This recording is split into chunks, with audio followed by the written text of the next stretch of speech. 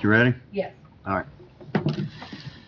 Okay, at this time, I'd like to call the February 9th Madison County Planning Commission to order. We're going to start with a prayer, please. Let's all pray. Dear Lord, we just thank you for this day. We thank you for the many blessings that we have. Lord, we just ask that you lay hands on all the military people and all the frontline people that are protecting us each and every day. We ask that you protect them, that you help them do their respective jobs. Lord, we just we lift up this great country of ours and for all the protection that we do get each and every day. Lord, as we continue on, we just pray that you will give us wisdom and help us to protect this county. Yes, we ask in your name. Amen. If everybody stand for the pledge, please. I pledge allegiance to the flag of the United States of America and to the republic for which it stands, one nation, under God, indivisible, with liberty and justice for all.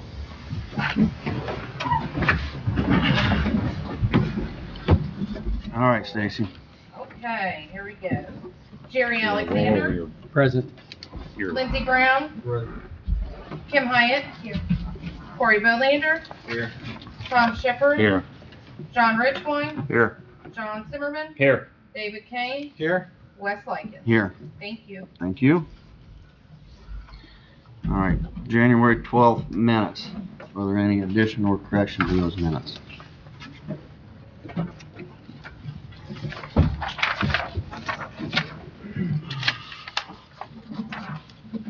Motion to accept. We have a motion, do we have a second? Second. All in favor, signify by saying aye. Aye. Opposed, same. Motion passes. All right, Jeff, what do I need to do on this? Invite a motion to accept the memorandum of February 9th, 2021 executive session. Okay, anybody have a motion? Accept, we have a second? We have a second. All in favor, aye. Aye. Opposed, same. Motion passes. Thank you. Okay, first thing on our business today is the partnership with the City of Elwood.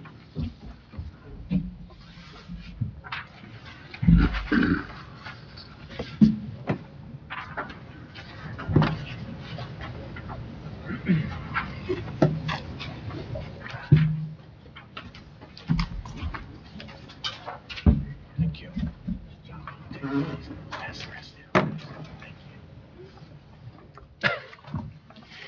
Good morning, Commissioners. Morning. Just want to say thank you for the opportunity to come before you today. What we have... Should we get a name and address like we always do? Oh, I'm sorry. Mayor, you should know that. I don't know the drill, so I'm going to blame Mr. Graham for that. So we'll recircle Todd Jones, Mayor of the City of Elwood, 1505 South B Street. Thank you. Thank you.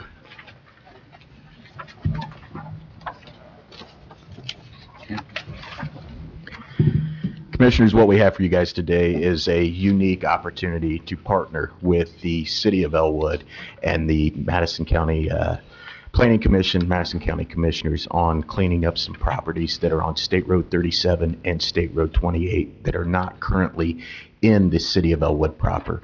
The City of Elwood has had extreme success in eradicating blight with our demolitions in the blight elimination program and also doing demolitions by our Elwood Street Department. We have torn down close to 100 houses since 2016. These properties that are in front of you today are properties that are located on the 37 corridor, which is highly traveled. NDOT has decided that they are going to put a actual stoplight on 37 and P Street instead of the four-way flasher.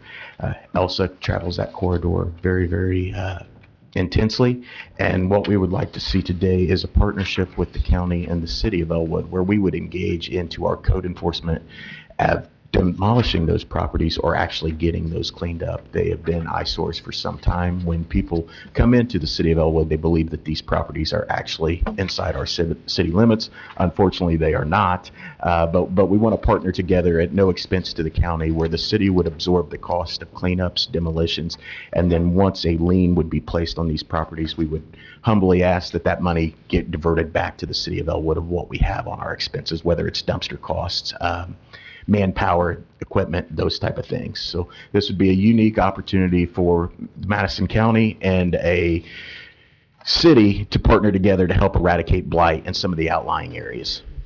Mr. Graham also serves as our city attorney. I don't know if you want to add anything to that, but No, I do want to make everybody aware that today and not then, that I'm representing both sides of this, but please correct me if you see a problem, but I see this as a potential win-win both for the city and the county.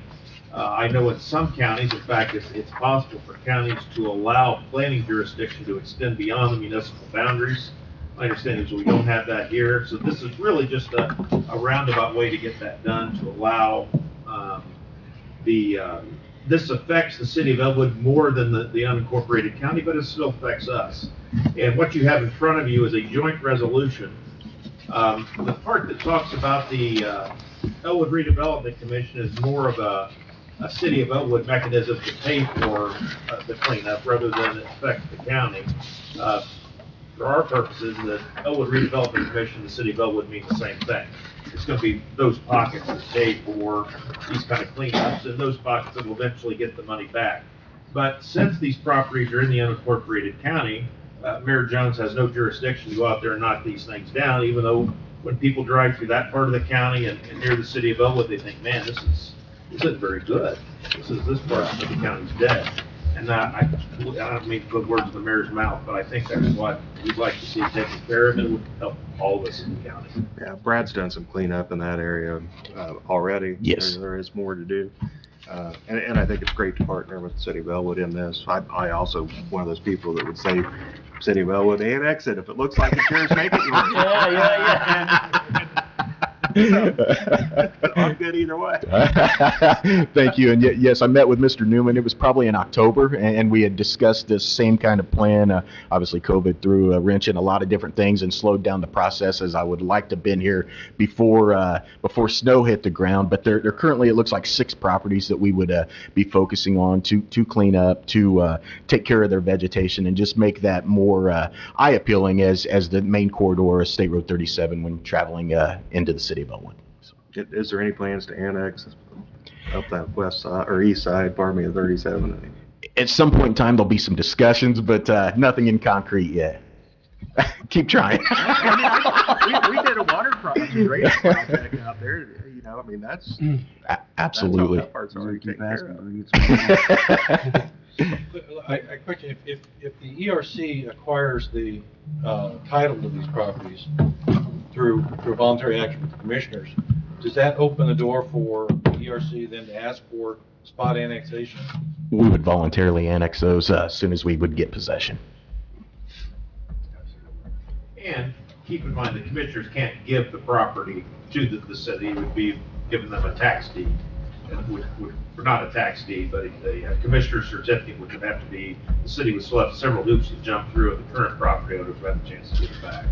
But there's a fairly large housing addition there where the drainage project was done. There was waivers signed in that entire area. So That is correct. In the Wilburn Yarling edition, that is still correct. in the unincorporated. But if these are abandoned properties, how are you sure you're going to get your money back? I mean, I know you're going to put a lien on them, but still. If we wouldn't get the properties back, we'd have the opportunity to take possession, and then we could control the development. So it would be win-win for us either way, whether we got our money back. It also improves the curb appeal, so it's a good investment in the long run. You just have to put the money up between now and then. That's correct. Yeah, we would front load it. Mr. Alexander. Yeah, Mayor Jones, I got, basically, do we know whether these are currently commissioner-owned properties, Jeff? Do you know, or is that something we have to research and find out whether these particular owners are delinquent on taxes, it would be meaningful to at least reach out to them and try to get donation? As of right now, it doesn't look like any of these properties are delinquent on taxes. Some of these are being resided in currently. Others have the property taxes paid in full. Okay, so basically, the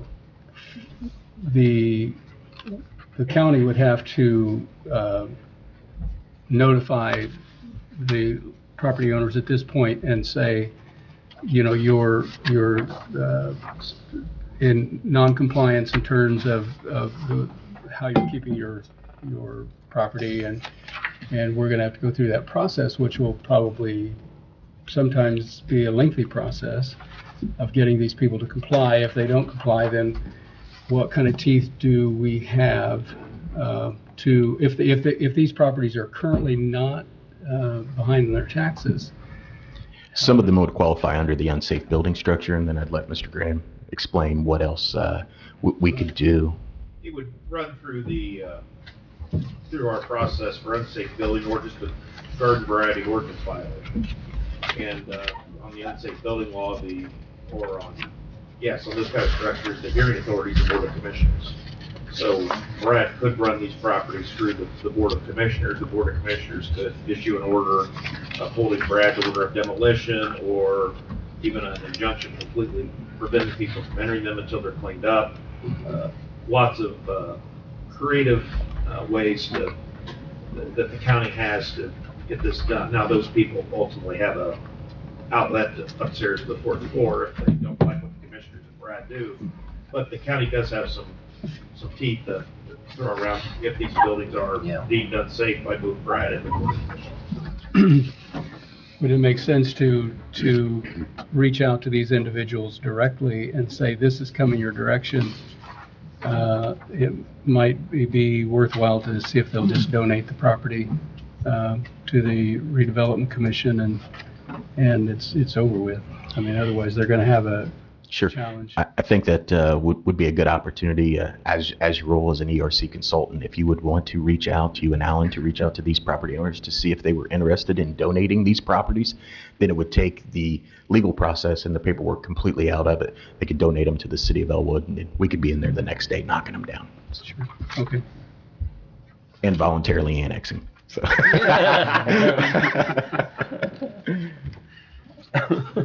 Mayor, these properties just for business, you want to have, I guess, stores on. Yeah, that property there was, you're saying the one with the trailers?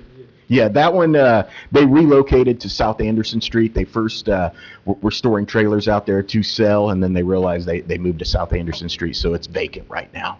All of these properties, except I think property number 1, the Hershey property, may be the only one that is being occupied. The rest of these, I think, are unoccupied. Now, on property 6 on State Road 28, the house that sits on there is a monument company that is directly next door to it that does headstones, but the property, the actual residence, is unoccupied, and I think the roof's caving in on that one on the sides. The one that's, that Hershey property, is that a rental or? I believe they own that. They're living in it? Yes, that is correct. And basically with that one, I think they just need to cut back some of the vegetation. They're parking their cars in the front yard. It's just a lot of overgrown where you can't even see the house. If we could just get, I don't know if we want to see what's behind those trees, but I guess we'd find out after it's cut down, so. Now, the property 1 Hershey property, let's say you guys deem that property not to be habitable. How would you relocate that thing? Mr. Graham? I'm sorry, I wasn't listening. The property money, let's say you deem the property to be unhabitable. How would you relocate that wife? We wouldn't. Now, that the family would not lose the right to the property. There'd be a lien on the property, but it would still be theirs. And so, just because we would clean it up or demolish it or whatever the order would be, it's still their property. So it wouldn't be taken away. That they would only have their property actually taken away from through the tax sale process, which gives them a long period of time to redeem it and make good. The ultimate goal is, again, not to put words in his mouth, but it's not to take the property from the people, it's to get it cleaned up. Would you ask them to clean it up first to meet the specifications? That's versus correct. putting clean on? And then everybody wins. We get, it cleaned up and we don't have a lot of expense in it unless they wouldn't be compliant with the orders. Are they compliant with any, or not compliant with the county ordinance? No, they are not. Okay. None of these properties are. Okay. Just making sure that we're not upping the restriction by passing it along. Yeah, that's a good point. We have to operate under the county ordinance, and so, because these are in the county. And the first thing that happens is a letter, please clean it up within 14 days or 30 days, I don't know what the time period is. But so they're going to be given plenty of notice. There's not going to be a letter one day and a wrecking ball showing up the next day. They'll have a lot of opportunity to work. Brad's staff is fabulous at working with people, and 95 times out of 100, they're able to get it worked out without me even knowing about it. But 5 out of 100 are the worst of the worst and the least cooperative of the least cooperative, I'd say.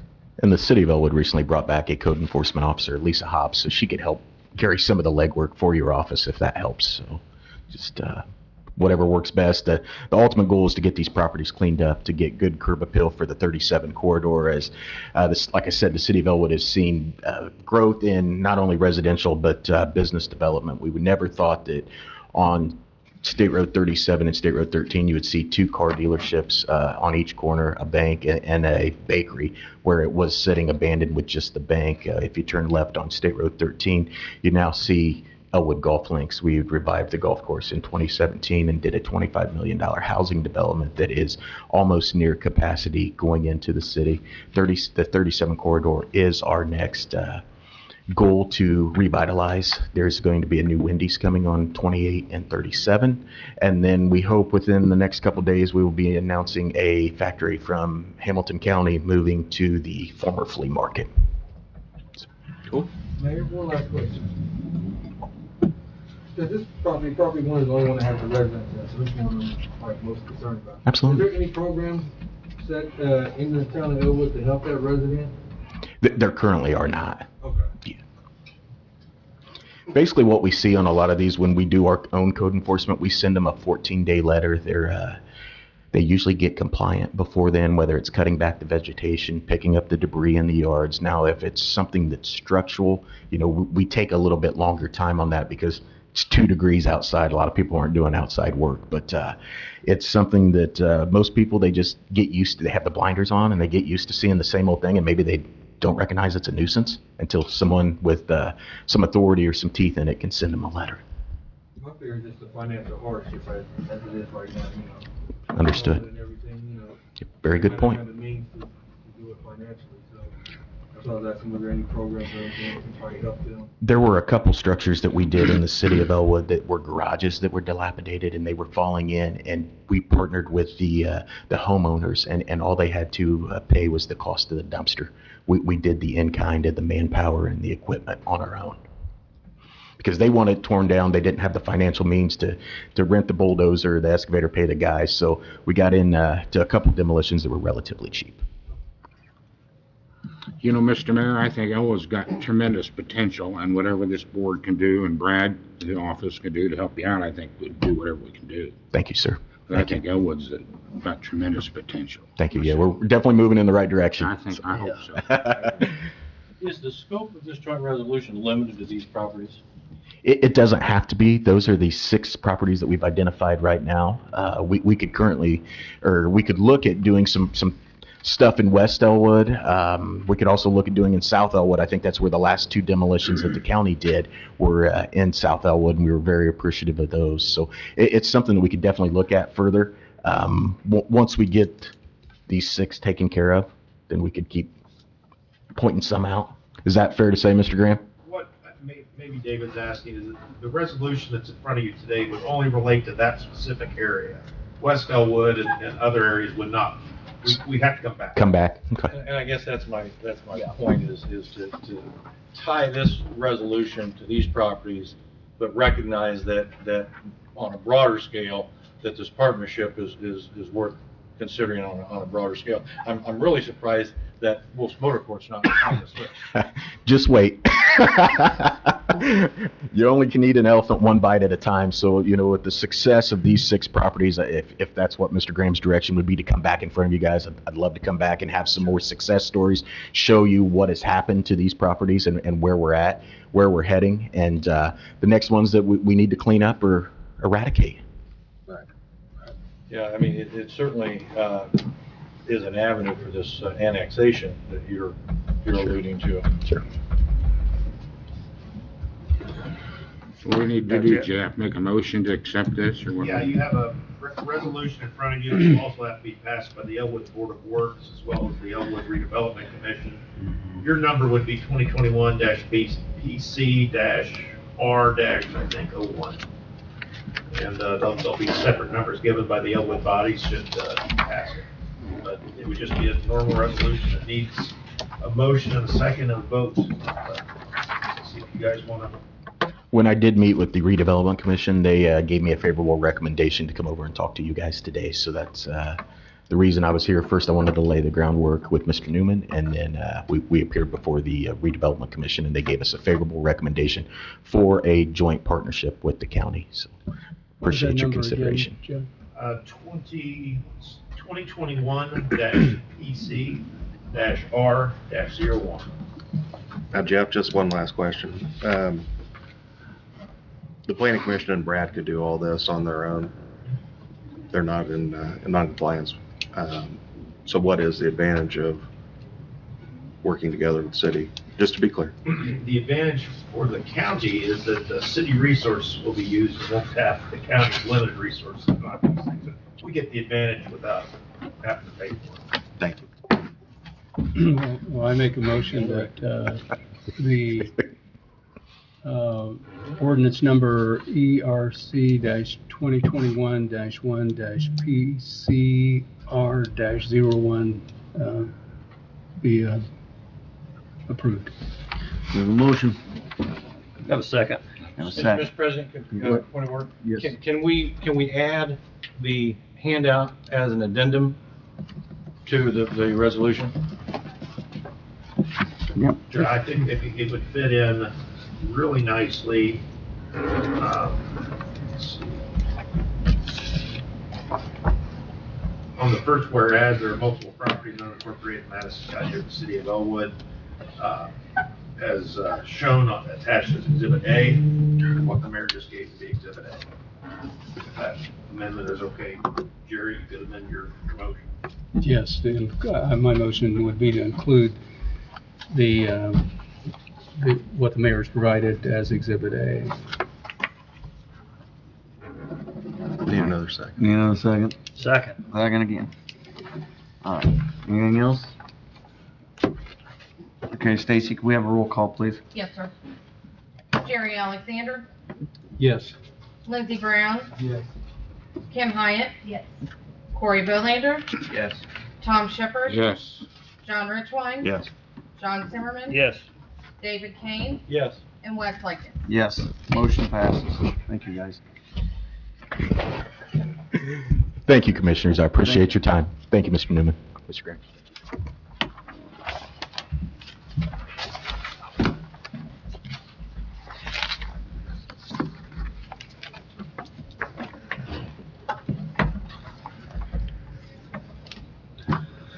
You ready, Brad? I'm ready. The next 2 items on the agenda pertain to the same property. If I'd like to discuss those at the same time, if at all possible, and then we would make a motion on each after everything is heard. Item number 2 is petition 2021-MSP-001, and item 3 is petition 2020-W-011. Address is 4985 North State Road 9. It's in Lafayette Township, and it is located in the Commissioner District 3. The property owners are Mark D. and Kelly R. Humphreys, and the petitioner is Second Circle Acquisition, LLC. The first request is for a major subdivision plat in the General Commercial Zone District, and the second is a waiver from the public sewer and water requirement in the General Commercial Zoning. All notices were mailed out, placed in the newspaper on or before Saturday, January 30th. The subject parcel contains 4.197 acres. It's located on the southwest corner of the intersection of West 500 North and State Road 9 North. Currently contains a 2,800 square foot building that was constructed in 1991 and approximately 14,500 square feet of asphalt. There is a full ingress egress driveway cut on State Road 9 and on West 500 North currently. There is a side ditch along North State Road 9 that runs south to a point near the intersection where the William H. Brandenburg regulated drain crosses the road, and that is a subsurface tile drain. The property drains from the northwest to the southeast, and there's approximately 2 to 3 feet of elevation fall along that property. It is a fairly flat parcel. Throughout that area, you'll see a general mixed use of commercial and residential. The proposed development would be for a Dollar General to go in at this location. They're proposing to split the 4.197 acre tract into 2 parcels. The north parcel would contain the existing structure. The south parcel would be where the Dollar General would be constructed. And the plan is for a 10,640 square foot facility. The existing driveway cut on State Road 9 will be utilized by both Dollar General and the existing structure, so there will be no new driveway cuts on 9 and or on 500 North. The proposed Dollar General will be serviced by a proposed septic mound system and, of course, a private well.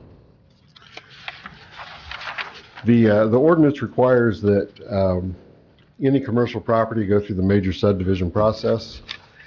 And as you know, we brought a few of these to you in the past, but for the new members, just to let you know, major subdivisions, that process is typically followed when you're going to be adding public infrastructure, such as new roads, stormwater, sanitary sewer, water lines, so forth. It's prevalent when you look at major subdivisions for residential purposes. But in commercial developments, you tend to not always have that situation, and this is one of those cases in which there will be no public improvements made for the general public. So due to that, we've changed the process a little bit so that they don't have to follow extensively with construction plans and so forth, because it really is not necessary in this situation. I've laid out the process in here on page 2 and 3, explaining that to some detail. If you have any questions with regard to that, I'd be more than happy to go into more detail with that, though. On page 3 and 4, you'll see all the aspects of the Land Use and Development Code, all the articles that are associated with these two particular requests. The thoroughfare plan defines State Road 9 as an arterial road and 500 North as a collector road. Arterial roads have a 100-foot right-of-way measured 50 feet from the center. Collector roads have an 80-foot right-of-way measured 40 feet from the center. The surrounding property is a mixed use, as stated, of general commercial and residential. To the north, you have properties zoned both GC and R2, with the mixed use of commercial residential. To the south, the same, GC and R2. To the east, property zoned general commercial with both residential and commercial. And to the west, property zoned single-family residential, also with commercial residential mixed use. If this is approved, there's going to be several steps that they will still need to follow. They will need to acquire a site development plan or get approval for a site development plan. And site development plan is really similar to your construction plans on a major subdivision. That is where they submit all of the information with regard to the site, indicating all the standards in which they must comply to. Any of the standards that are found within our ordinance that they wish to not follow, they can request a variance. And I will note that they have, I believe, 7 variances filed with the county, 6 or 7. And they will be heard by the BZA if this is approved. In addition, this is part of the Corridor Overlay District. So Corridor Overlay District requires many other things, such as architectural standards, sidewalks, among other things. They will need to be in compliance with that as well, but I believe they requested some variance with regard to that as well. In addition, they will need a state design release from the Indiana Department of Homeland Security, and ultimately they'll need an improvement location permit from our office. In addition, when they do go for the site development plan, they will need drainage board approval as well. On page 6, we have made a recommendation to approve the major subdivision plat with findings of fact. And on page 7, we recommended approval of the waiver, again with findings of fact. If you have any questions for me, I'd be more than happy to answer them. Brad, the staff report's titled Board of Zoning Appeals. Is that a technical, or are we operating? That's a technical error. I made a mistake with that. I tend to copy the report over, and So this is a staff report for the plan? yeah, absolutely. My apologies. Brad, you mentioned that on the front page, you said 2 to 3 feet of elevation, and the draft here says 2 to 4. Yeah, when you look at the contour mapping, it's 2-foot contours, and it does suggest a 4-foot difference, but it's probably closer to the 3. So technically, with the contour mapping, it says 4, but you're looking at a minimal elevation change from the northeast to or northwest to the southeast. So do you have if this is approved, do they have a timeline of when construction should be completed? That I do not know. They have several more stages to go through, so I would imagine they would like to get it done as soon as possible. Is there any plans for the existing building that's already there? I believe it's currently being utilized. I'm not sure just what it is being utilized for, but Last time I was there. So is this property being acquired by the investors, or is it already owned by the investors? I think it's being acquired because the owners of the property had to sign the petition as well. So they're in the process of acquiring it. Okay. So this is contingent upon probably. Yeah, most of the time that's the case. Is there currently a Dollar General already in Elwood? Alexander? I'm not sure if there's one in the city of Alexandria or not, but 2 of them. is there 2? There's one in Frankton as well. 2 in Elwood. And they're trying to put another one, right? Yes. Yeah, but this is on 9 now. Yeah. Quite a ways away from those. Dollar Generals are kind of like pimples on a teenager. Yeah. That's my fear, is there's only 2 grocery stores down here, right? Right. And Dollar General's gonna be constantly drowning out grocery stores, and it's causing food deserts in neighborhoods. And that was my biggest fear, as putting another Dollar General in a small community like that, can actually harm us in the long run, especially in the country, that the people may be getting, nutrients and real good food. And by having another Dollar General, that's just like, people subsidized food. This is really like right on the north side, you know where it's at, on 500, and, I mean, there's nothing there, the whole north side of Anderson, there's nothing. There's nothing. There's no grocery store there anymore at all. It went out. Closest one is down across the street. Yeah, clear down across the street. Yeah. Yeah. I don't know if it helps or not, but I know there's nothing there. But if you go, so before you can get to that one across the street, there's nothing Dollar General. Mm-hmm. So that's my fear. The other one down, there is one on Yeah. Broadway, you know? Right. It's one that is still on Broadway, so my fear is, let's make it like a Dollar General community, right? Where people are getting the real food that they need and want to be stocked out. It doesn't have, reliable food, right? Right. I mean, this is on the shelf, but this is not fresh though. Yeah, not all, there's a Dollar General market in Elwood, for instance, though, and it's a nice grocery store. You go in there and get basically anything you want. But do they have fresh food? Yes. Yep. One of the things that Mr. Brown is talking about is that there have been municipalities throughout the country that have changed their zoning code itself to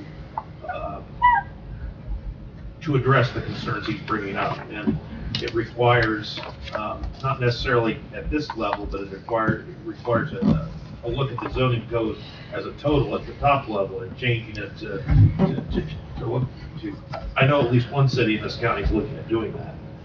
And, but that is a real concern that you brought up, and that there have been a few, I think Tulsa, Oklahoma was the first one to do it.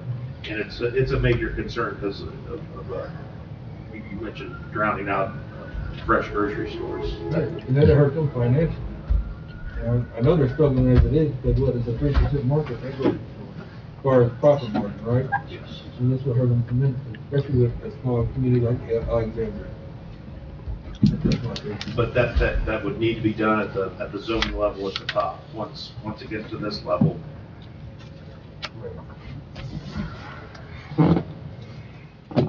Well, there's plenty of housing close to 9 and 500,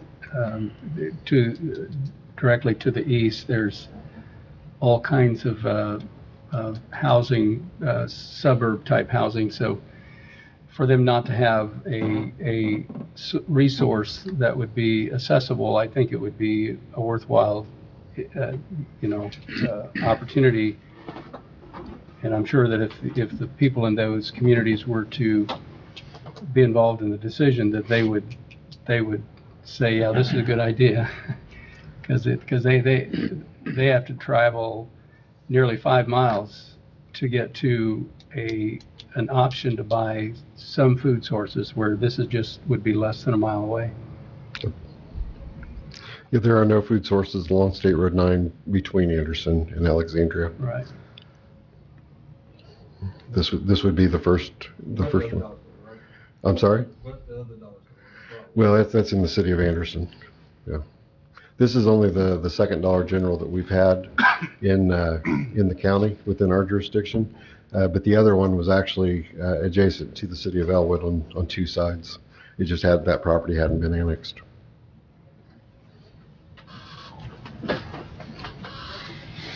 They are looking to put another one down in Markville as well.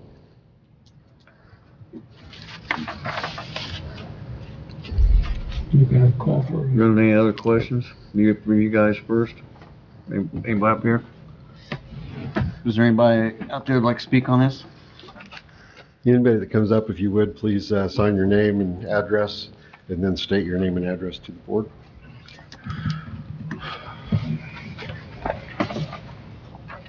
I am Mike Thompson with Hamilton Designs. I'm the civil engineer, 11 Municipal Drive, Suite 300, Fishers, Indiana.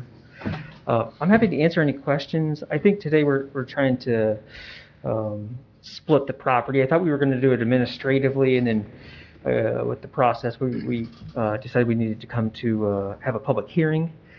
We're donating some right-of-way on both sides, and it needed to come to the meeting, and then with the shared drive, I think you're right, though. There's no planned roads or sewer or storm, so it's a pretty straightforward lot split with a waiver for the water and sewer, which isn't available here.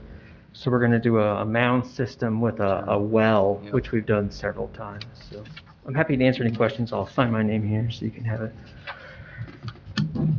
Is there any room down there on the far side to put anything else? I know To the west? Yeah, to the northwest. So, I think that the developer is here, and he can answer that question, but, with that residual property being so small, Right. we just thought when you split it 3 ways, it might be trying to put too much space on such a small area. Let's get this one done, make sure the well doesn't need to move, because the state can sometimes ask you to move a well, and you really don't have any choice. Get this one done, and then if there is a developable lot left, then we could split it at that point. But just trying to, it's already kind of tight at the front, and so if we had to push it back, or if we had to move the well or septic, we just wanted to have those options. Sure. At this point, yeah.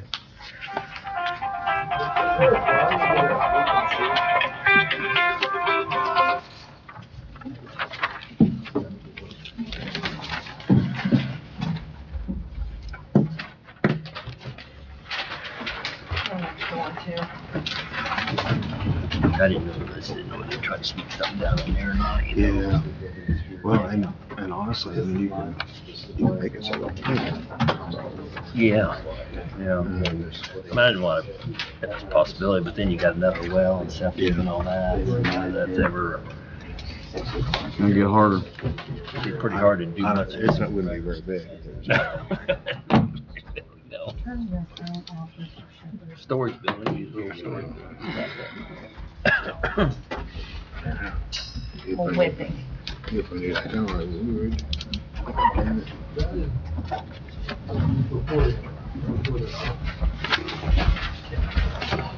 So I guess I'm trying to figure out what this is.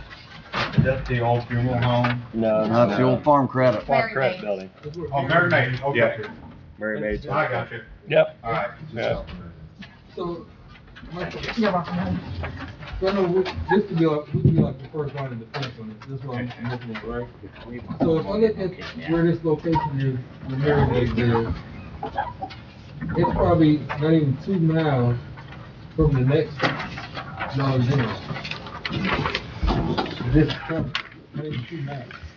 So where Mary Maid is and where it's at on Broadway. That's probably a mile and a half. It's actually almost 3 That's miles. almost there. Yeah. Hartman Road's Not 300 gonna north. change anything, but it's almost Yeah. there. Yeah. You can see it right down the street. Right, yeah. Right there on the corner. It's about 2.5 to 3 miles. This, I'm asking Mr. Richmond, I mean, we probably, as a community as a whole, as far as the county and different cities, need to look at maybe putting, like you said, it's a temple that's popping up everywhere, right? And probably need to put some kind of stop to this because, I mean, it's gonna start drowning out. I mean, it's gonna end up probably hurting Payless more than anything on Cross Street. You already have one right there, so they're gonna be competing against one another. I mean, it's, what I see is a lot of the Dollar Generals, they start going to communities that are maybe financially strapped, you know, hard times, and taking advantage of the low income, population that the community has. So the low income people are not actually getting the things that they need that they should be getting. They actually travel to a grocery store that should be getting, which is another probably what, mile and a half away from the dollar store, I mean, the other dollar store that is on Broadway. So that's my take. And I just hate to see this coming, harming other businesses, right? For the benefit of them.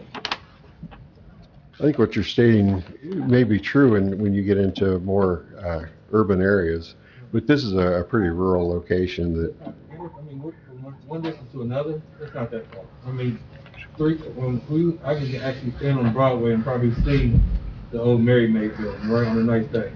So it's not that far. you're talking, there's about 7 miles between Anderson and Ellick. No, I'm talking about from where this location is, Correct. that they're proposing, it's not that far. I mean, even from that location to where Alexandra is, there, it's not that far, right? So, it's just, yeah, I'm sorry, I'm not. I just hate to see it, you know, start hurting our community. Alright. Is there anybody else, did you want to speak? Okay.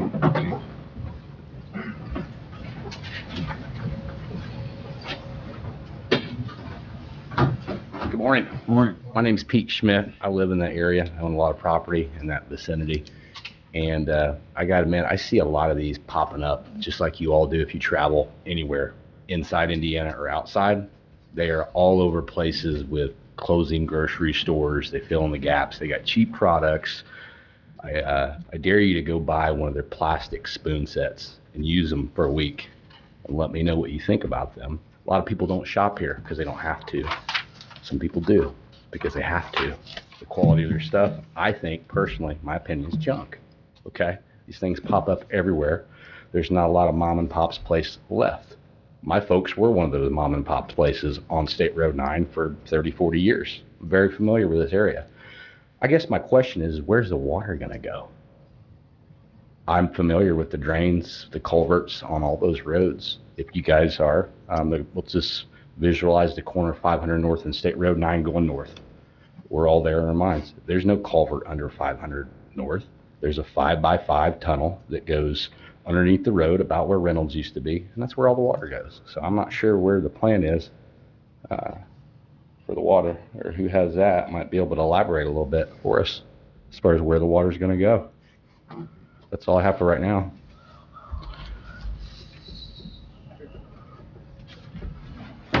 Thank you. Hi, Mike Thompson, Hamilton Signs Civil Engineer. Yeah, the stormwater will go through the standard drainage review with the county. We're very familiar with the ordinance. So what will happen is the site will be filled to raise up where the building pad is, and then water will sheet down into inlets.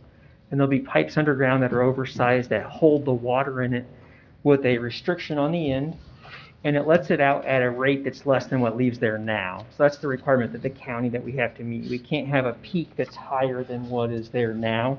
So if, say, 1 CFS leaves the site now, it'll probably be half of a CFS at the peak as it's leaving. The idea is that you hold the water and you let it out slowly over time for a longer period. It's called attenuation. It pushes the peak out, and it helps streams keep a steady height without overloading them. So we'll meet all those requirements with a facility that'll be designed by myself and my team, and I'll stamp it with my professional seal, and then I'll stand behind that drainage design. Oops. Thank you. Come on back. I ask for clarification real quick, Wes. Yeah, go ahead. Are they wanting to use the existing building that's there, or are they wanting They're to gonna build build a new another, one they're gonna build another building Next- beside that one. next to what's already there? Yes. My issue is just to clarify on the groundwater with how high they plan on taking the building up versus how it will shed in layman's terms. All my properties down the pipe, my ponds, where I fish at, where my dogs run at. So I'll be paying attention pretty closely as far as what your plan is on there. You could probably take a drive out there yourself and take a look. There's a big pipe right next to that 5x5 you'll see on your map whenever you look at it. It's a sprinkler system. So have fun with that. Thank you. Hmm? Yeah, I mean, that's what it's all about. Yep. Get everybody's questions answered. Ken Delabastide with the Herald Bulletin. I just have a question. Does anybody know if the Dollar General is going to be a traditional store, or is it going to be one of their, I don't know what they call it, but a food market? I've seen some of those around. I just wonder if they know if it's going to be a food market or just like a traditional store. And I'm not sure anybody can answer that.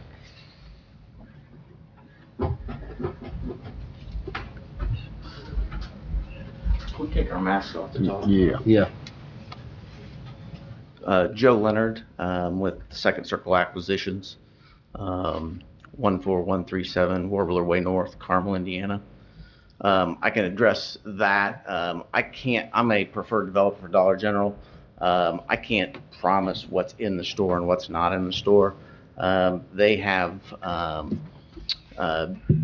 been getting a lot of pressure from what you're talking about, which is fresher foods and things of that nature.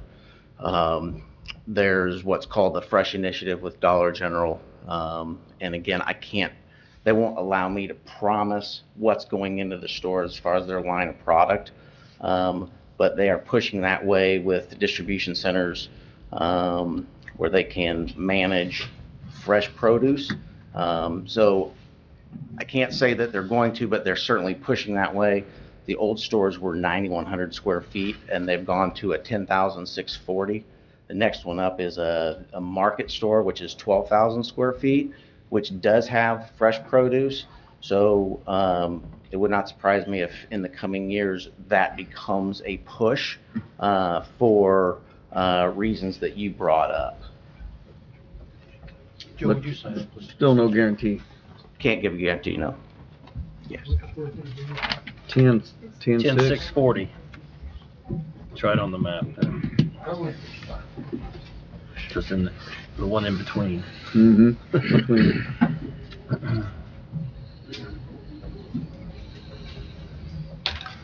There you go. They'd have room to make it a little better. Mike Thompson, Hamilton Design Civil Engineer. The groundwater is is being measured by a geotechnical engineer. And the report on that indicates that the groundwater is high in the area.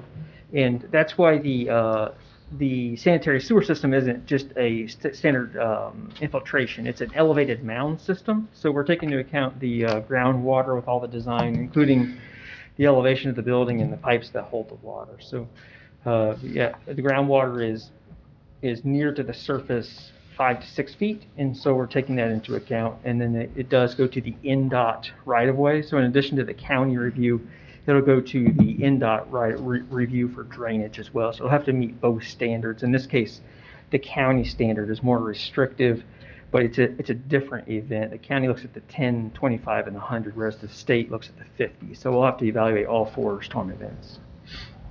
And which direction will that be going then? Sure, it goes straight to the east, out into the ditch, and then to the south. Okay, so it won't be going south at all first. It'll be going east and then south to the side ditch and then out. Okay. 'Cause I didn't know this back part here. I don't have an elevation map, so it's hard to tell, but. Everything points from the northwest to the southeast, and then there's Yeah, a side ditch along State Road 9 Right. going south. Right. And then you have the W.H. Brodenberg regulator drain that crosses 9, which is a subsurface style. I don't know that there is a surface drain over it. I don't believe there is, but it does run to the east and ultimately. Okay. All right. Right. I'm sorry.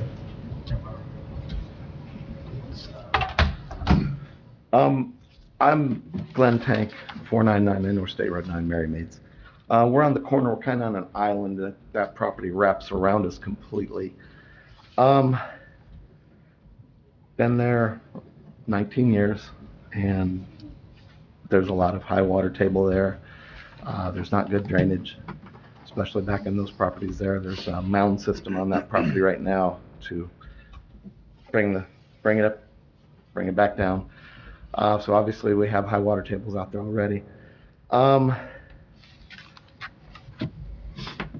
You know, I guess the drainage laws are written to kind of protect the public from, you know, bad drainage situations, et cetera. And we want to go in there and get this company wants to come in and make a quick buck. And people that own the property just purchased the property within a year or so, got a pretty good price on it, and they're just wanting to turn the property and flip it and make a buck on it.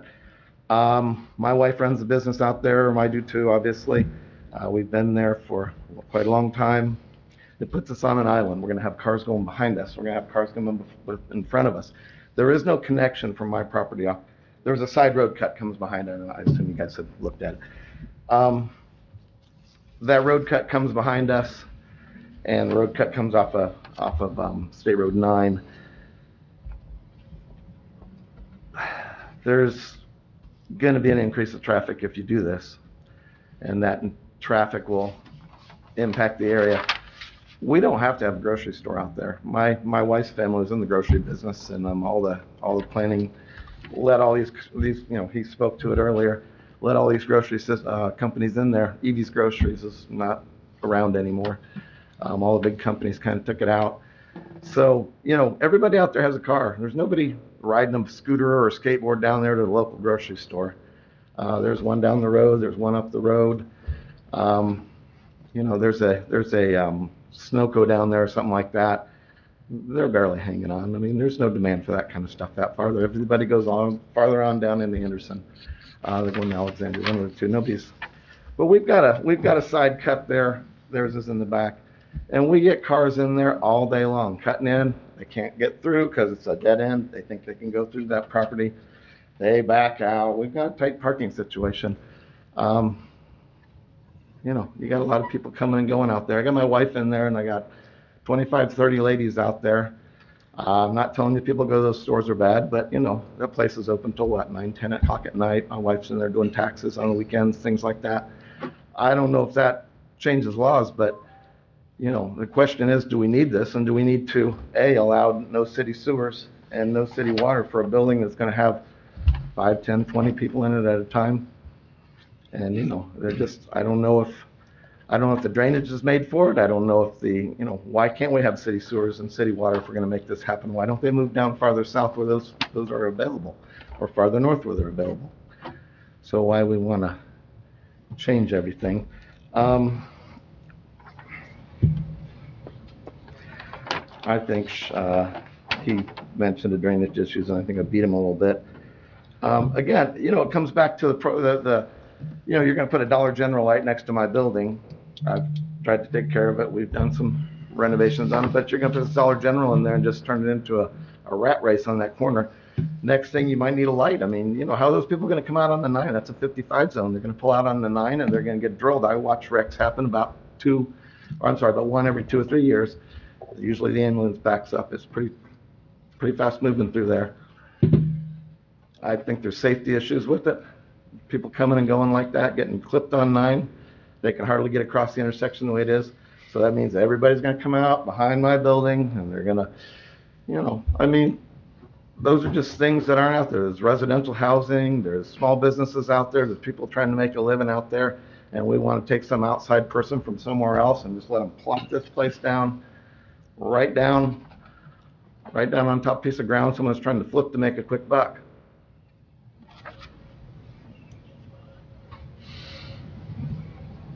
I think that's it. Thank you. Well, I do have one more. I want to ask about the notification.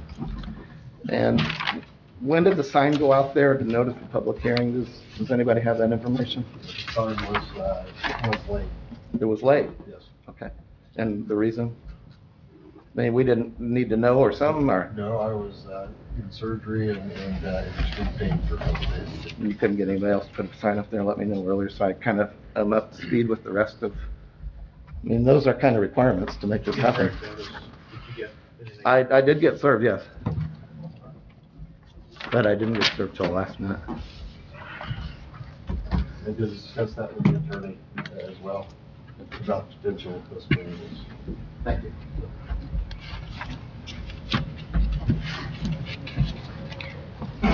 Is there cross-access from the separated lot into the Dollar General lot?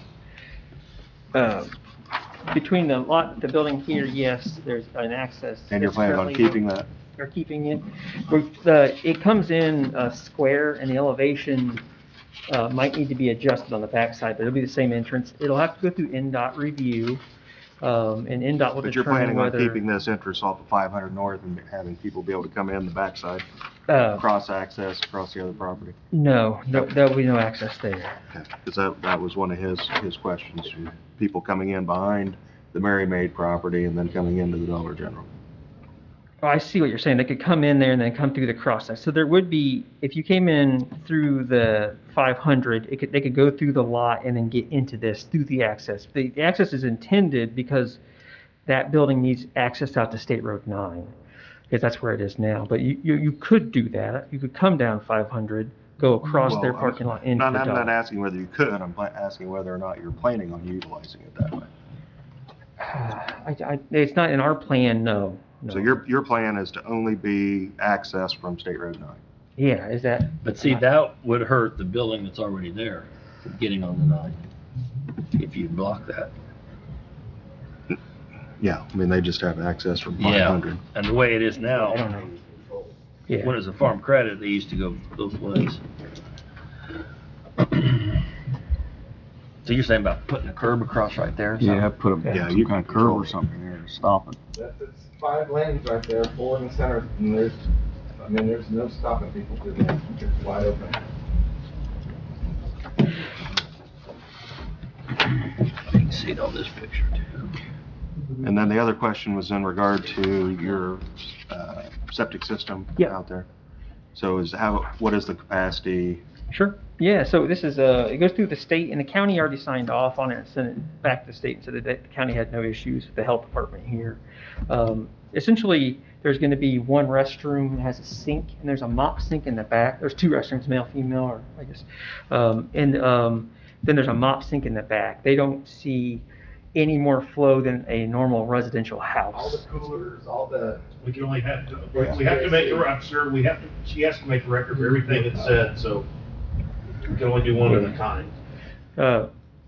So the flow that's calculated is by the state. The state tells us exactly how many gallons per day. We use that number. They give you what's called a technical data sheet, a TDS, and then you design it to that. The state dictates every parameter of the elevated mound system. I create a system that meets their parameters, and then they review it, and then they sign off on it.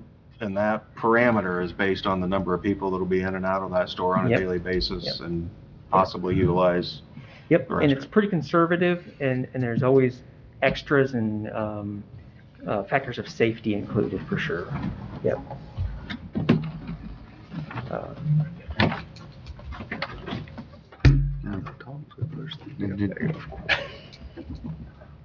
Did you want to speak again?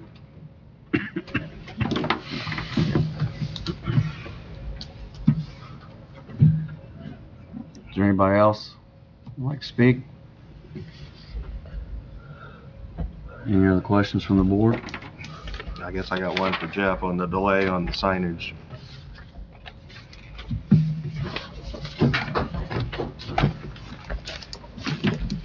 Rule in Indiana is that there has to be substantial compliance. Brad did bring that to my attention. There was a late signage. There's case law out there. I know one case in particular in which there was a 10-day rule and the sign did not appear until the 5 days prior to the hearing, and the court upheld that based on substantial compliance because direct notice had gone out to the members. It would be appropriate, and you could table these based on that and give people an opportunity to come back in 30 days or at our next meeting and have another shot to refine their arguments and concerns for this board.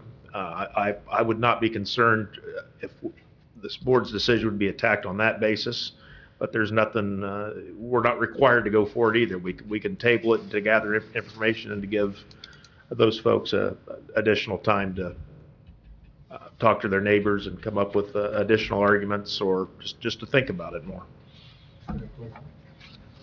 Is it the county position to put the signs out, or is it the consumer? No, that's our planning department that has to do that. The consumer has to send out the notices, the things that actually in the paper, that they get in the mail at their expense, but it's our staff's responsibility to put the signs out physically at the property.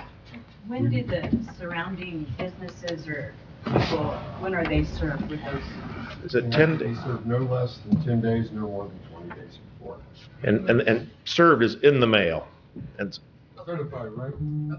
well, Certificate of mailing. certificate of mailing, yes. Do they have them? Let us know that they did that? Yeah, they give us the receipts whenever that is done, so we have the receipts on file.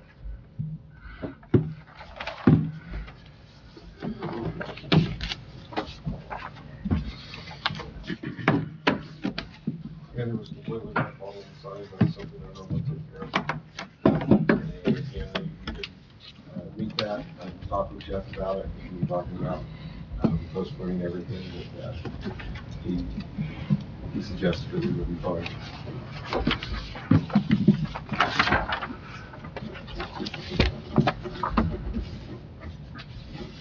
Now, what do you guys think? Anybody else? They requested to be on drainage board yet. Not yet, that doesn't happen until site development, and again, this is the very early stages. Right now, they're just looking at splitting the property and getting the waiver, and then the next step will be site development plan, in which case they will have to meet all the standards in the ordinance, and of course, file for any variants that are necessary for the required drainage board approval as well.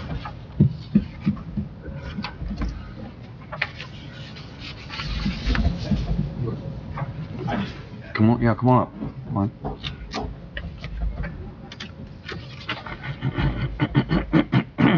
I just wanted to be clear, the intent is to split property and sell the half to the Dollar General. Is that what I understood you said just a minute ago? Sure, I just couldn't hear you. My apologies for not coming up here. It's, the petitions today, number one is to split the property to get approval for the major subdivision plat. And number two, to allow a business to operate in the general commercial without connectivity to public sewer and water. Those are the two petitions that are being heard today. If these two are approved, then their next step is to submit a site development plan, which is heard through the technical review committee. And with that, they required for drainage board approval at that time. So they will have to submit drainage calculations, full set of drainage plans. And of course, if they have any, if they wish to vary from any of the standards within our zoning ordinance, they would have to file variances with the Board of Zoning Appeals. Each of those variances are heard as a public hearing, so notices will go out for that. For drainage board approval, notices will not go out for that. The drainage board meets the second and fourth Wednesday of each month, and they will appear on one of those. Sure. My understanding is they're just acquiring the lot that they're splitting, the larger piece. The existing piece is going to remain, or I'm sorry? No, I believe they're just selling the south lot.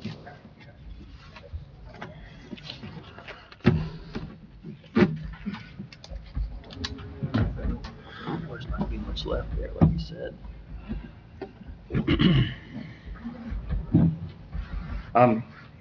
So basically, we didn't get proper notification was one of the problems here that I see, and is a major one.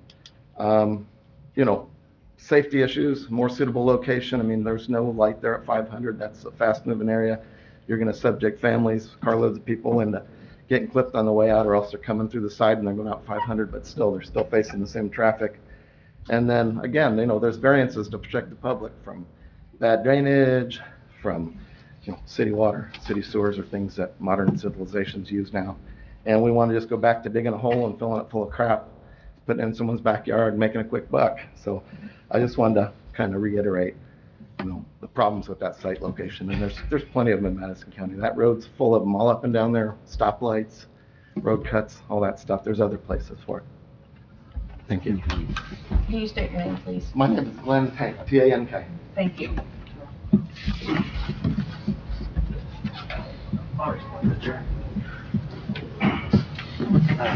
Mike Thompson, Hamilton Design, civil engineer. The traffic item is one we get almost everywhere we go. And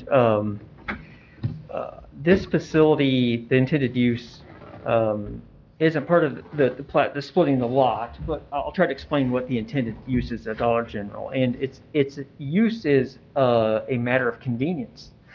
And so what you see is not more vehicles traveling the road than would normally travel the road if it was a bigger, like an attraction, like a Walmart. You travel to a Walmart. People typically stop at a Dollar General on their way home from work, or their way to work, or on their way to someplace else.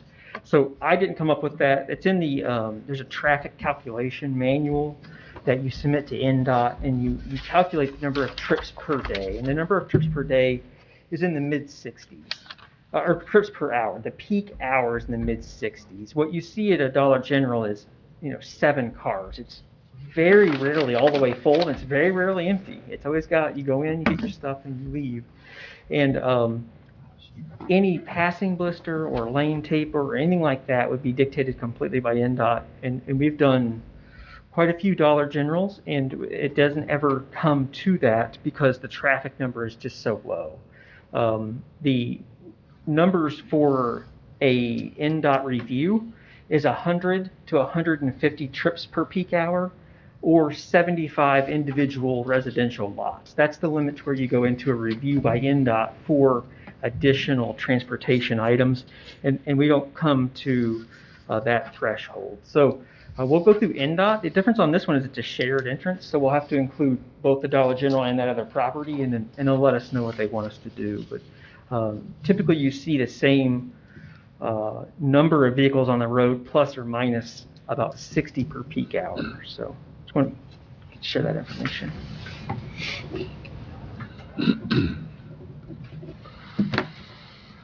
Thank you. Anything else? Anybody else?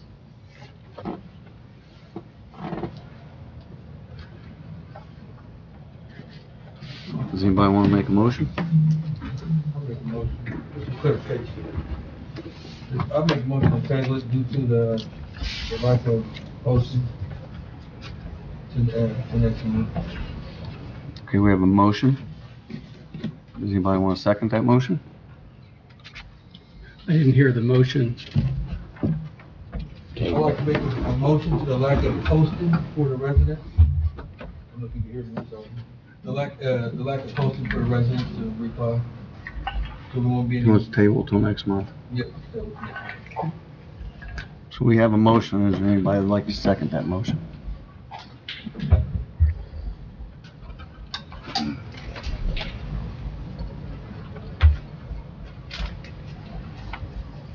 With no second, the motion will die. Do we have another motion? I move that we approve the resolution, petition 2021-MSP-001,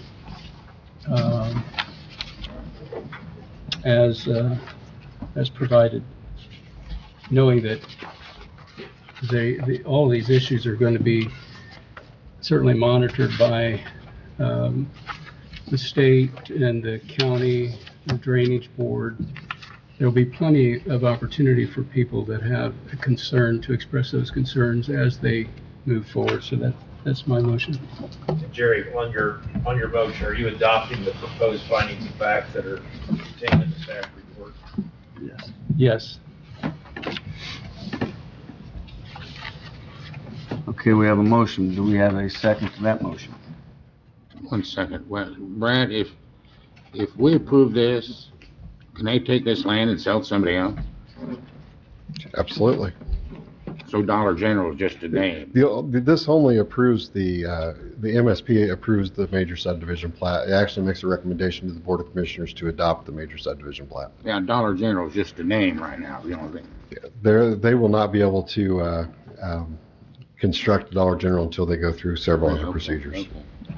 At this point, yes, they could easily sell it to somebody else, and somebody else could. And this does could go then- in front of the commissioners? The major subdivision plat does, Yes. the waiver does not. Yes. Yep. So that's another hoop we gotta go through. But all the major subdivision plat does is split the property. Right. That's all it does. And there's no infrastructure going in, so there's no need to go through construction plans and all of that. Right. Yeah, but they signed the petition and notarized, so. They've, by doing so, they've allowed the petitioners to speak on their behalf. Can we still take comments? Tom, did you second Jerry's motion? No. I haven't yet. He said, I think he said, wait a second. Okay, yeah, I said, wait a second. You can certainly invite additional discussion. Okay, yeah. I want to talk to Brad. I said, wait a second. Yeah. I heard the second, that's what it was. I know, I heard it too. Glenn Tank again. Just with that, I mean, we just opened this up that, with the premise that Dollar General is going to come in here and create something great for the neighborhood, but that may not even be true. And so now we've changed laws to protect the public for some other reason possibly. We don't know. So, I mean. But that's not that unusual, to be honest with Oh, you. Because that guy, whoever this is that owns the property, if he wanted to sell the existing business off and save the other part, even for himself to do with what he's still gonna go through the same process. Okay. Well, I'm still, my concerns are still valid, I believe. Yeah, I'm Thank just you. saying that's, the separation's not an unusual thing. Mr. President, for the record, I think we should note that the staff report that is being accepted is in fact for the planning commission, not the board of zoning. Okay. Just for the record. Got it. He needs to change the heading. Okay, we still have a motion on the floor. One more little question. Will any of this ever come in front of the board of zoning appeals? Yes, if they're requesting any variances, and right now they've applied for, I believe, 6 or 7 variances. So all of those will be heard by the Board of Zoning Appeals. Will that be this coming month, or will it be? I believe so, yes. We can notify that? Yes, the Board of Zoning Appeals is a public hearing. The only board that you will not be receiving any notice for is going to be Drainage Board. Drainage Board does not require public notice.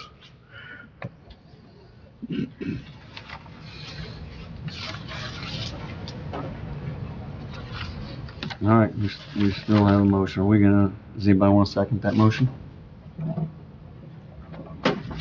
You know, I see that Mary Mays, is that Mary Mays and the Federal Credit Union or whatever it was out there, the Farm Bureau was the credit union. Farm credit. They had to go through this too, and everybody was approved. So I don't know why this wouldn't be approved. See what I'm saying? And Reynolds, there's a county drain out there south of Reynolds, south of Reynolds. I don't know the name of it. You know the name of it, Brad? It's W.H. Brandenburg. Pardon me? The W.H. Brandenburg? Yeah, Brandenburg drain. So I'm gonna second Jerry's motion. It all had to be, and I said that they all started someplace. They're all there now. Mary Mays was a bank, wasn't it? It was a bank, and the laws were probably much different, and the drainage issues were much different back then. Oh, I understand. Yeah, if I can add to that, Tom. Yeah. We actually became much more restrictive when we adopted the 2002 Land Use and Development Code. The majority of the businesses out there were probably established well before that. And with the establishment of that Land Use and Development Code, as well as with our new drainage laws, we're much more restrictive than what it was in the past. So any new development has to go through a much more restrictive nature than they used to, by far. Yeah, I understand. I got you. All right, we have a motion, and we do have a second. Could we have a roll call vote, please? Yes, sir. Jerry Alexander, Yes. Lindsey Brown, No. Kim Hyatt, Yes. Corey Bolander, Yes. Tom Shepherd, Yes. John Richwine, Yes. John Zimmerman, Yes. David Kane, Abstain? and Wes Lykin. Yes. Motion passes. We'll make a favorable recommendation to the commissioners. We gave them proper, they didn't even give us proper notice. They're not gonna overlook that. The proper notices were sent out with the letters. It was just a sign. Yes, sir. All right. We need to move on to the waiver.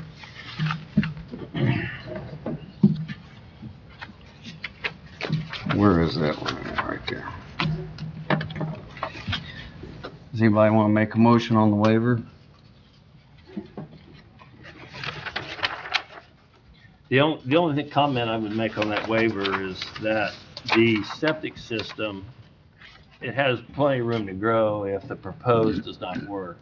I guess I'm a little concerned what's gonna happen to that other little lot over there. I know that's not in front of us today, I understand that, but in the back of your mind, you still have to be thinking, there's no way they could put in anything else with another restroom because there won't be any septic unless this well would way over produce. Are you talking about the smaller lot? The smaller lot, it's not really in front of us today, I understand that. The one they haven't split off yet. Right. Yeah. But there's just, Oh, you mean potentially selling off a lot to the west? exactly. Actually, I think that what's going to end up happening is some of the retention may have to go there. See, that's, And we're not going to know that until it goes in front of the drainage board. right. But when they do the drainage calculations, I think you may see some of that utilized. Because I just don't think there's any other room to put another septic in that other little agree. small lot. I don't think it's gonna be a buildable lot, I guess what I'm saying. So they do have plenty of room to expand their proposed septic system if what they have there is not qualified because of the high water table or whatever.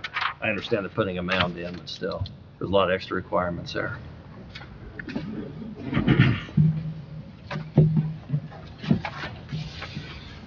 So Brad, when it does come time that you're doing the site development plans and going down that path, is there an opportunity to make sure as you walk through that process that is not a buildable area? I'm not sure that we can certainly establish it as that if we chose to, and ask them to place that on the plat. But as far as making that determination Well, ourselves. you're either going to vote yes or you're going to vote no. Right. And part of that yes or no could be the fact that there's not going to be anything built or sold in that Absolutely. area. We could certainly ask them if they intend on selling that off and then making that as part of the approval. Because it may make a difference on a yes or a no vote. Absolutely. So, yeah, that's my whole point. Yeah. Yep. We've actually done that with several administrative plats, where we've determined that one of the lots wouldn't be buildable, and we made them place that on the plat itself. So it's certainly something you could do with the major subdivision plat. Mhm.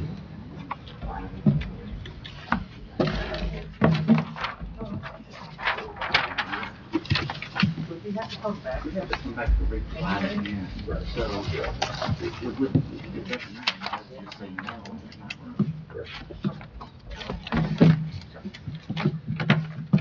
All right, do we have a motion on the waiver? I'll make a motion. I guess I could. Go ahead. I'll make the motion that we approve of the waiver. I don't actually have the number here. What That's is the right number? here. Okay, petition number 2021-MSP-001, 2020-W-001. The waivers, the W011. Okay. The staff report contains all the Okay. plans for both the MSP and the other. So past the MSP. now So we're the 20W011. Exactly. Yep. The staff report also contains findings of fact for the waiver. Or you incorporated those in your motions, Jerry? Yes. Okay, we have a motion for the waiver. Is there going to be a second to the motion?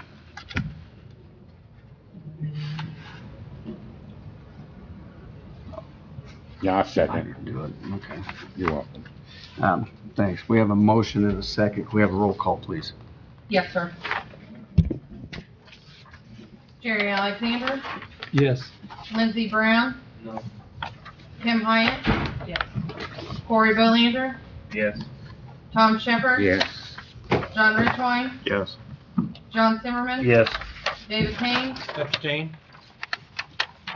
and Wes Lykin. Yes. Thank you. Motion passes. Thank you. Is there any other business, Brad? Yeah, there's a couple things I wanted to bring up. I just want to bring it to your attention that there's multiple House and Senate bills that are coming before us, and there's a couple that could potentially really affect us. One in particular, there is a bill that will require minimum solar and wind requirements, and that was brought to my attention the week after the last Plan Commission. That's currently in committee. Not sure if it's going to Do you have the number? I just heard about these yesterday. Do you have the numbers on these? It's House Bill 1381. I've actually pulled that bill up because it would certainly have an impact on any solar ordinance that we write. I wrote them down yesterday, but I didn't bring them with me. So we'd want to wait for that to pass or be denied I think before we would continue on with our ordinance. I think we certainly want to see what the likelihood of it is as going forward is. If it looks like it's something that's going to be delayed for longer than a year, then no, we don't want to wait on it. But if it looks like there's chances of it getting through this year, then yeah, I think we probably ought to hold off until that's passed. What's the major requirement, do you know?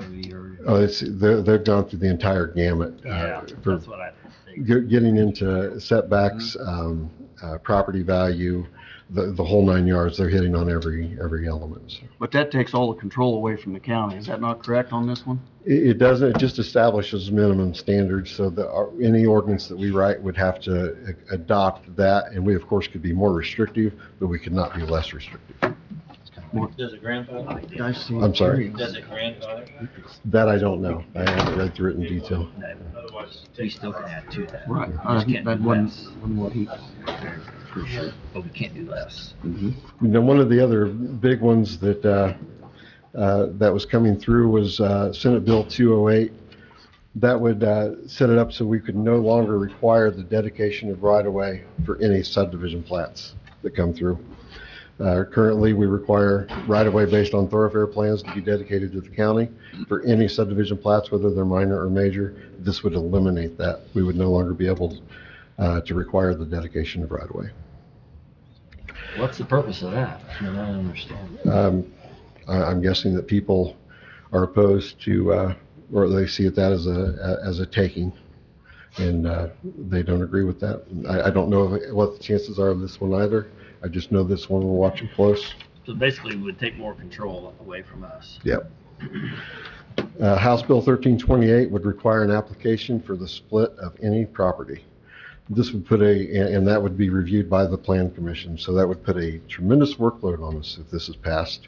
That means every single property that is split must come through our office. Right now, we only see those that are reported to us for billable purposes. And the last one, House Bill 1337 would require spatial uses to now be heard by the Plan Commission as opposed to the Board of Zoning Appeals. The BZA would actually make a recommendation to the Plan Commission, but the Plan Commission would make the ultimate decision on that. So those are the bills we're looking at, and it certainly makes some changes to our department and departments throughout the county. So the last thing I'd like to bring up is been getting a lot of emails from a Mr. Alan Kilburn. This started back in December and has to do with the gun range on the Boy Scouts property. And he is asking for us to adopt an ordinance with regard to two gun ranges. I was supposed to meet with him this last week. I was unable to make that meeting, so we've rescheduled. But he's very adamant and really urging of this to take place. So he would like to make a presentation to the Plan Commission with regard to this. I'm going to do my best to try and work it out to where we can get something discussed beforehand, but I just wanted to bring it to your attention if you're not aware. So he wants a gun range there? I think ultimately he does not want a gun range in that location, but he's very concerned about the distance, that they're not meeting the distance requirements in regard to the creek. He's afraid people kayaking or canoeing along the creek would potentially get hit by gunfire. Where's the location? It would be on the north side of White River, is No, that it's correct? Pipe Creek. Or is that Pipe Creek? It's 500 north between 7 and 800 west. Thank you. You're welcome. Jeff, if the gun range is already there, it's a shotgun range. If you created a new ordinance today, would it apply to the shotgun range that already exists? Probably not. That'd be And so classic grandfather. I don't know that Mr. Kilburn We'll make sure he's aware. understands that part. And then the rules that Mr. Kilburn talks about are rules that are set by the Boy Scouts of America. There's not state of Indiana rules except for hunting across a body of water. There's not any county rules on the books at all, you're correct in that. But in this case, you wouldn't be hunting across a body of water. And the conservation officers have been out there and have looked at it, made recommendations to the Boy Scouts of America. But I think that Mr. Kilburn, and I like Alan, he's a good man, I think that he's looking for something that he's not going to be able to get specific to the Boy Scouts that we probably aren't going to be able to rectify by creating something. Because we can't change the rules of the Boy Scout, the gun range that's already there. So Correct. And that's what he wants done. Yeah. I'll look at it. I think it would be forward-looking rather than retroactive. And it's my understanding you're not allowed to shoot over a body of water at all. If you're hunting. That's just for hunting, okay. Yeah. I think Mr. Filburn got kicked out of the Boy Scouts, didn't he? They're looking at it. Huh? They are certainly considering that. And I think he's getting a vendetta against him is what I've been reading the emails. I would agree a little bit. You know him well? Mm-hmm. You do? Oh, yeah, I know him. I do. Yeah, I mean, and that doesn't mean that guys shouldn't put something on the books for gun Sure. ranges or shotgun ranges. I just don't want Alan going down that path thinking that that's going to be something to rectify his situation when it probably is not. Yep. But that's not really safe for the Boy Scouts that are out there, right? Is that what he's saying? No, Or that just has to do with people? if you had somebody that was canoeing down that, which is a public waterway. Yeah. West zone's on the other side. Right, right. There's nobody back in there. So. So we're about shells hitting, pellets is over hitting pedestrians, right? Mm-hmm. But didn't you say they like you shot the other day and the guy was standing on the other side? Yeah, the conservation officers shot at each other on the range. So he went all the way down and down to the creek and so many different angles, and he shot right at him, and it's kind of interesting. Never seen anything like that.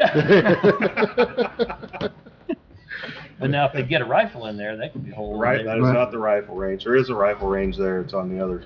It's adjacent to the Okay. shotgun range, shooting into, a dirt mound, and All it's that. more like a little 22. Sure.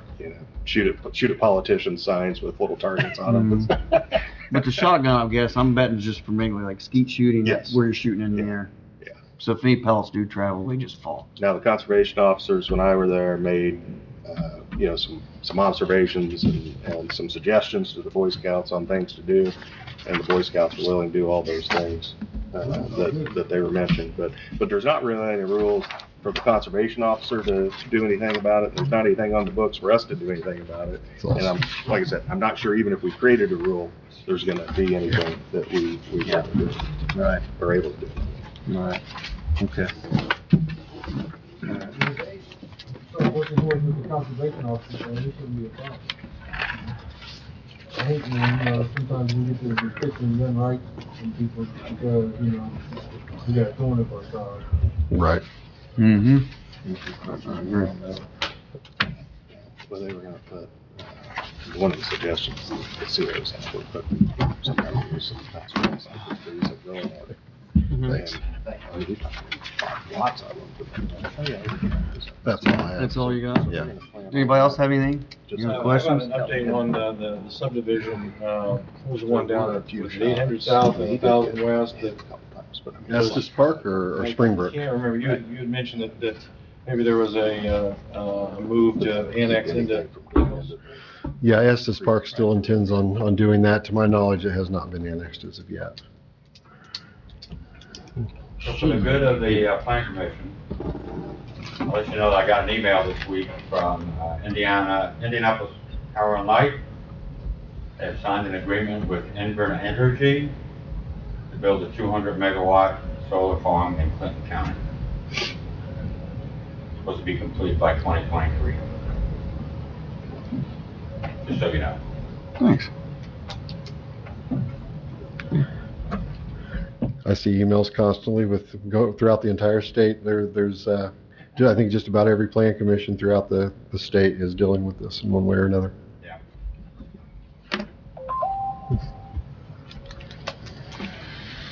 Thank you. Anybody else? Motion to adjourn? Second. All in favor, aye. Aye. Oh, second.